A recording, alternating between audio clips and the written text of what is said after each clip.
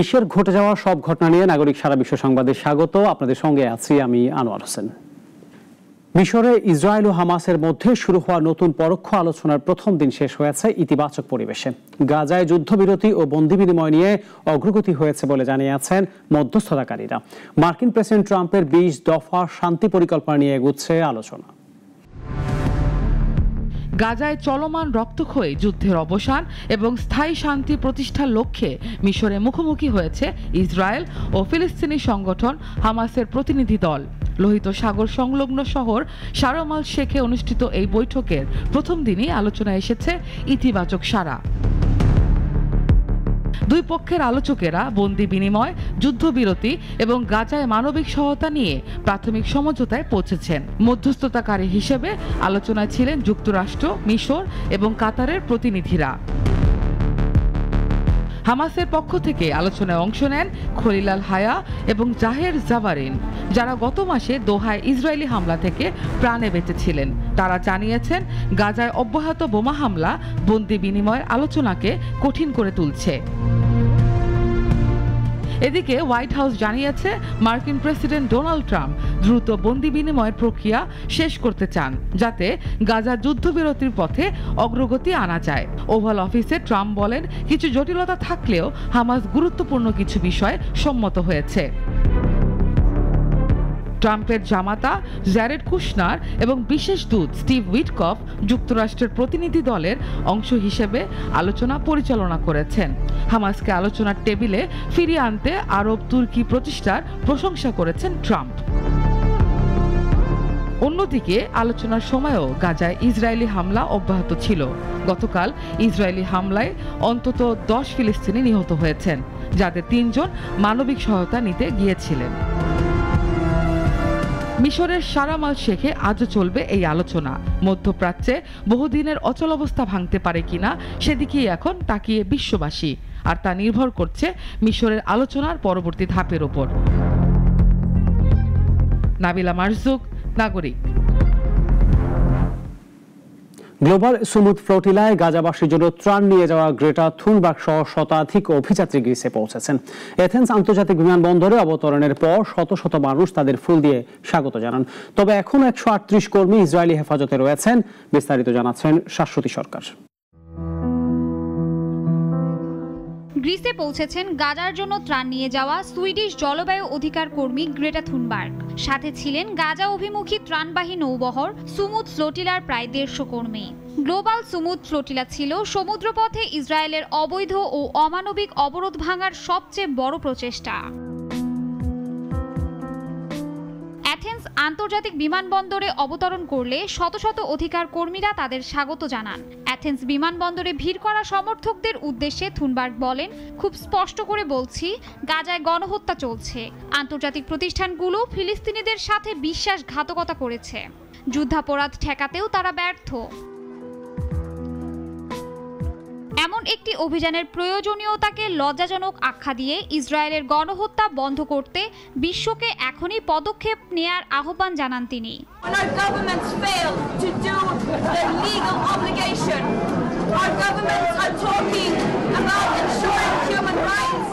31 August স্পেনের বন্দর থেকে গাজার উদ্দেশ্যে যাত্রা করে গ্লোবাল সুমুদ ফ্লোটিলা। লক্ষ্য ছিল যুদ্ধ বিধ্বস্ত গাজাবাসীদের কাছে খাদ্য পৌঁছানো। বুধবার রাত থেকে এগুলো আটক করে ইসরায়েলি বাহিনী। আটক অভিযাত্রীদের আশাদত বন্দরে রাখা হয়। ইসরায়েলি বাহিনীর হাতে আটক হওয়া অনেক মানবাধিকার কর্মী অমানবিক আচরণের শিকার হওয়ার অভিযোগ করেছেন। ইসরায়েল আটক মানবাধিকার কর্মীদের অভিযোগ সম্পূর্ণ মিথ্যা বলে প্রত্যাখ্যান করেছে। আর থুনবার্গকে ঝামেলাবাজ আখ্যা দিয়ে তাকে ডাক্তার দেখাতে বলেছেন মার্কিন প্রেসিডেন্ট ডোনাল্ড ট্রাম্প। ফ্লোটিলার নৌযানগুলোতে থাকা 470 জনের বেশি কর্মীকে গ্রেপ্তার করেছিল ইসরায়েলি বাহিনী, যার মধ্যে এখনো 138 জন কর্মী ইসরায়েলি হেফাজতে রয়েছেন। শাশ্বতী সরকার, নাগরিক। চিকিৎসা বিজ্ঞানে এবছর নোবেল পুরস্কার ঘোষণা হয়েছে গতকাল। 3 বিজ্ঞানী পেয়েছেন এই পুরস্কার, কিন্তু ঠিক কি কারণে তাদের এই গবেষণা গুরুত্বপূর্ণ আর চিকিৎসা শাস্ত্রের কি নতুন আবিষ্কার করেছেন তারা, সে প্রশ্নের উত্তর ডেস্ক রিপোর্টে।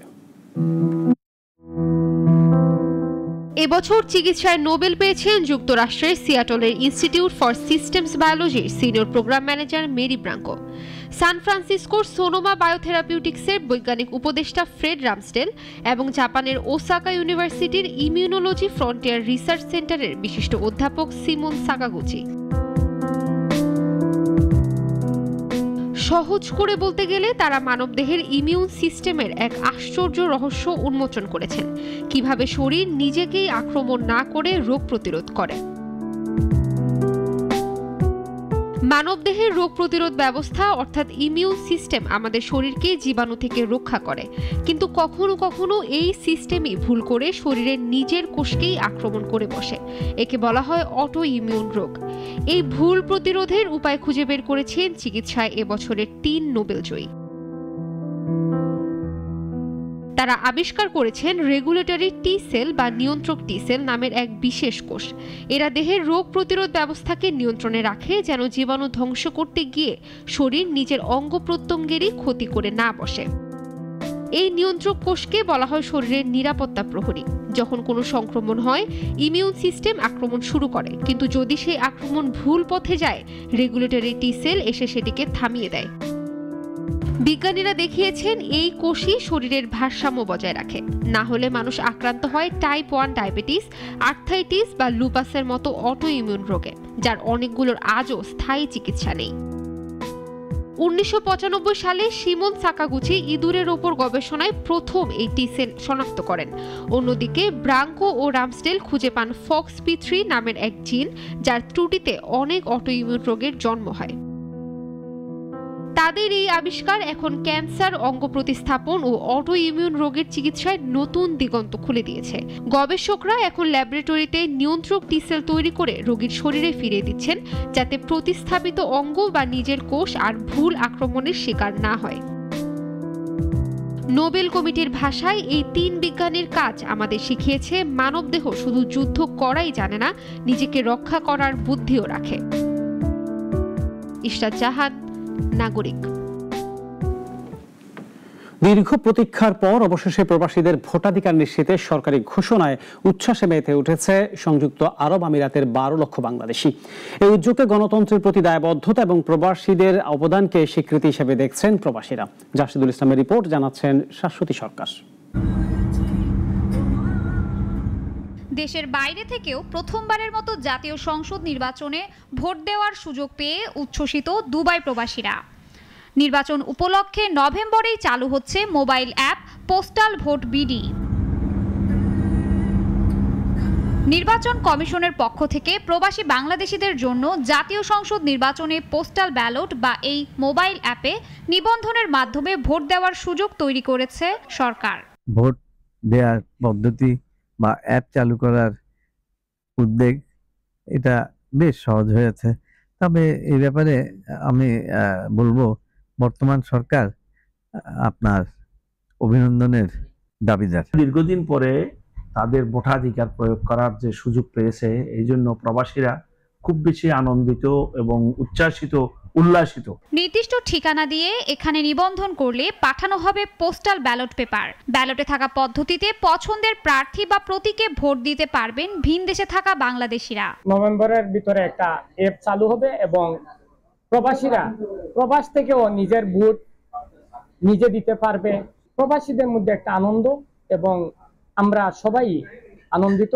যে আমাদের দীর্ঘদিনের একটা দাবি ছিল প্রবাসীদের ভোটের অধিকার। নির্বাচন কমিশন যে আমাদের প্রবাসীদের ভোটের অধিকারের জন্য একটা চালু করে যাচ্ছে, আমরা অত্যন্ত আনন্দিত এবং গর্বিত। এরপর নির্ধারিত দিনের মধ্যে ডাকযোগে দেশে ফেরত পাঠাতে হবে ভোট দেওয়া পোস্টাল ব্যালট। এই প্রক্রিয়ায় খরচ হবে 700 টাকা, যা নির্বাচন কমিশনের বাজেট থেকে বহন করা হবে।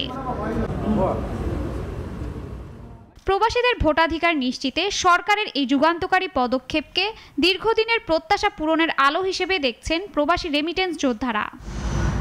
তবে বিশেষজ্ঞরা মনে করছেন শুধুমাত্র অ্যাপ চালু করলেই হবে না, বরং পোস্টাল ব্যালটের পুরো প্রক্রিয়ার নিরাপত্তা, দ্রুততা এবং স্বচ্ছতা নিশ্চিত করাটাই মূল চ্যালেঞ্জ। শাশ্বতী সরকার, নাগরিক।